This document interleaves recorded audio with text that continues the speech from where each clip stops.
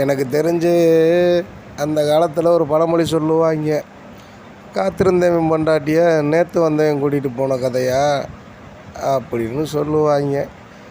ஆனால் இன்றைக்கி மக்கள் அந்த மாதிரி தான் நடந்துக்கிட்டு இருக்காங்க. பூரா மக்களுமே துரோகத்தில் தான் முழுகி போய் கிடக்காங்க.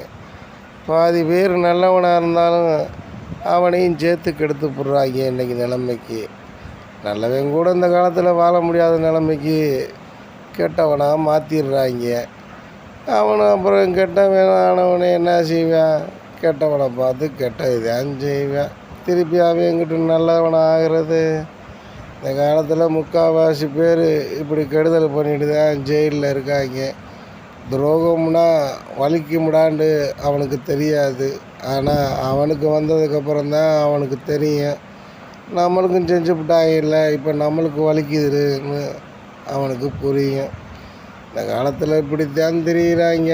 சொன்னால் கேட்க மாட்டாங்க. நீ என்னடா எனக்கு புத்திமதி சொல்கிறதுன்னு கேட்பாங்க. இப்படி உலகமாகி போச்சு இந்த உலகம்.